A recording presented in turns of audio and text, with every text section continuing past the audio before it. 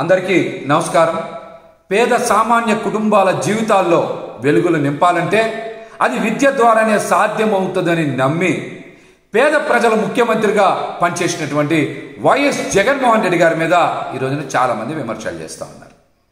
ఆయన అమ్మఒడి పథకం ఈ దేశంలోని ఎవరు అమలు చేయాల, ఒక కొత్త పథకానికి శ్రీకారం చుట్టి పేద సామాన్య కుటుంబాలు ఉన్నతంగా చదువుకోవాలి, నాణ్యమైన విద్యని అభ్యసించాలి, ప్రతి ఒక్కరూ బడిబాట పట్టాలి అని ఒక దృఢ నిశ్చయంతో విద్యా వ్యవస్థలో విప్లవాత్మకమైనటువంటి మార్పులు తీసుకురావడానికి అమ్మఒడిని ప్రవేశపెట్టి ఎంతో అద్భుతంగా అమలు చేసి ముందుకు వెళ్ళినటువంటి వ్యక్తి జగన్మోహన్ రెడ్డి గారు.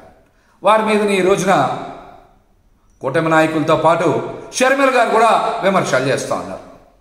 తల్లికి వందనాన్ని ఏ విధంగా అమలు చేస్తారు, అమ్మఒడి కన్నా మెరుగ్గా అమలు చేస్తారా లేదా అనే విషయాల మీద షర్మిల గారు ప్రశ్నించకుండా, షర్మిల గారు తెలుగుదేశం పార్టీ అధికార ప్రతినిధిలాగా మాట్లాడుతూ ఉన్నారు. మీరు వైఎస్ రాజశేఖర రెడ్డి గారి బిడ్డని మర్చిపోవద్దని కూడా నేనైతే విజ్ఞప్తి చేస్తూ ఉన్నా.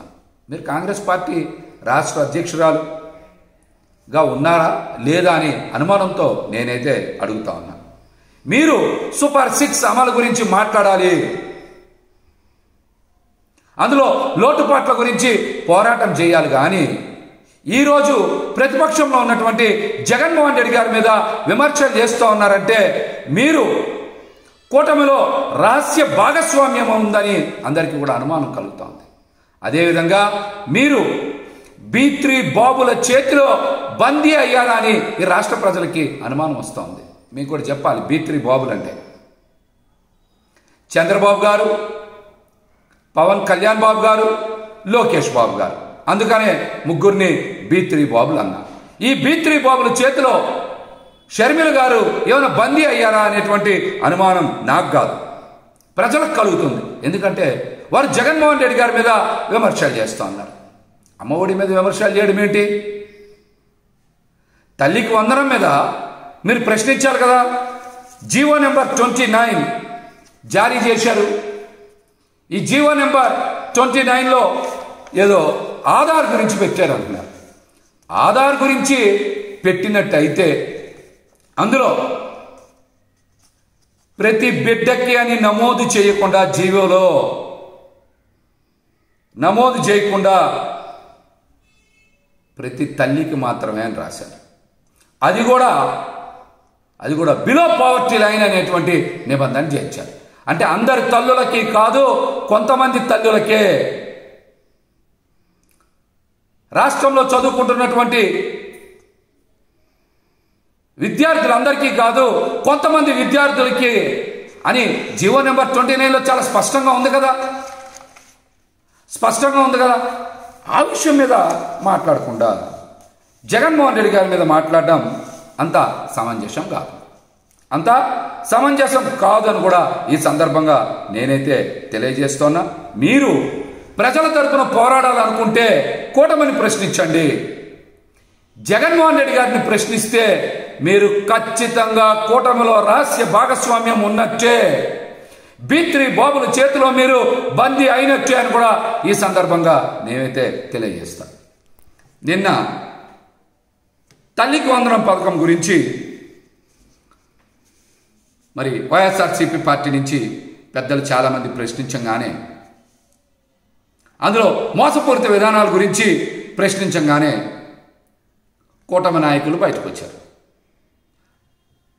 రామానాయుడు గారు కూడా బయటకు వచ్చి మాట్లాడారు. ఆయన విస్తృతంగా ప్రచారం చేశారు. అందుకే ఆయన పెట్టారు నేను ప్రెస్ మీట్లో. మళ్ళీ ఆయన కూడా బయటకు వచ్చారు.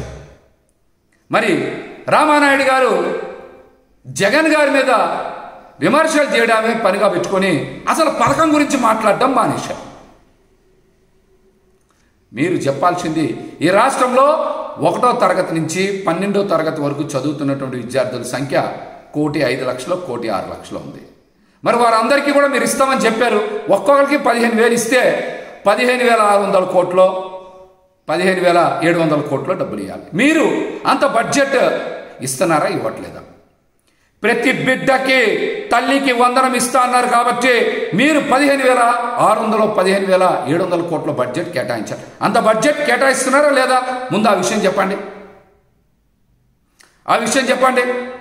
ఆ తర్వాత డిగ్రీ విద్యార్థులకో, ఇంజనీరింగ్ విద్యార్థులకో, పీజీ విద్యార్థులకో ఫీజు రింబర్స్మెంట్ గురించి తర్వాత మాట్లాడదాం.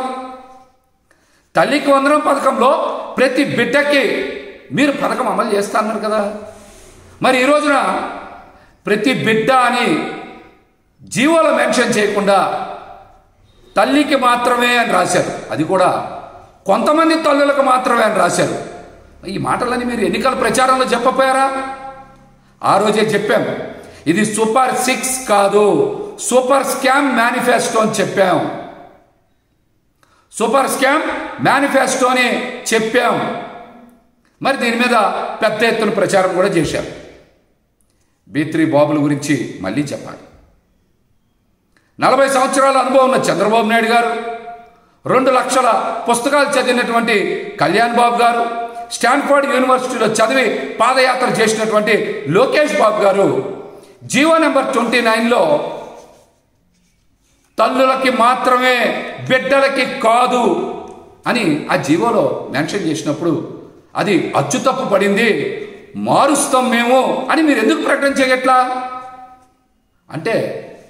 అంటే మీరు ఈ పథకానికి తుట్లు పొడుస్తున్నట్టు కదా అర్థం. అంటే తల్లికి వందనం పథకంలో విద్యార్థులకు వెన్నుపోటు తప్పదనే కదా మీరు మాట్లాడారు. కాబట్టి మేము కూడా అడుగుతా ఉన్నాం, తల్లికి వందనం పేరు మార్చి పథకం పేరు. Please subscribe .news.